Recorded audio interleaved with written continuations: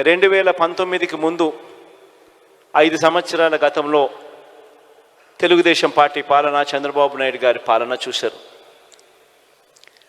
2014లో చంద్రబాబు నాయుడు గారు ఒక మేనిఫెస్టో తీసుకొచ్చాడు.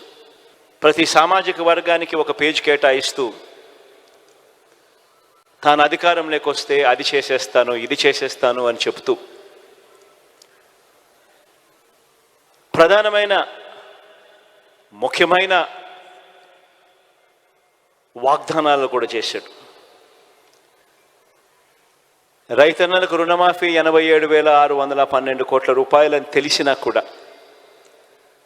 సాధ్యపడదు అని తెలిసినా కూడా 87,612 కోట్ల రూపాయల రుణమాఫీ నా మొట్టమొదటి సంతకంతోనే మాఫీ చేస్తాను అన్న మాట ఇవ్వడము, మేనిఫెస్టోలో పెట్టడము.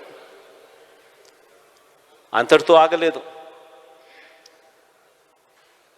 బ్యాంకుల్లో పెట్టిన బంగారం ఇంటికి రావాలి అని అంటే బాబు అన్నాడు. పొదుపు సంఘాల రుణాలు అప్పట్లో దాదాపుగా 15,000 కోట్ల రూపాయలు అప్పట్లో ఉన్న ఆ రుణాలన్నీ కూడా మాఫీ చేస్తానన్నాడు. అంతటితో కూడా ఆగలేదు.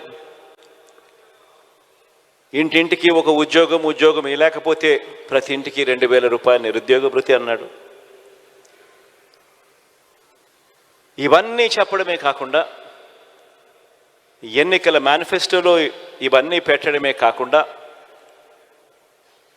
గ్రామానికి ఇంటింటికి వెళ్ళి కార్యకర్తలను పంపి దీనికి పబ్లిసిటీ ఇప్పించాడు. టీవీలలో విపరీతమైన యాడ్లు వచ్చాయి. బ్యాంకుల్లో పెట్టిన బంగారం ఇంటికి రావాలి అని అంటే బాబే రావాలి అని అడ్వర్టైజ్మెంట్లు. నాకు ఇప్పటికి కూడా గుర్తుంది అడ్వర్టైజ్మెంట్లు. తాలిబొట్టును ఎవరో వచ్చి లాగుతూ ఉంటారు ఒక అక్క చెల్లెమ్మ మడిలో నుంచి. వెంటనే ఒక చెయ్యి వచ్చి ఇలా ఆపేస్తుంది.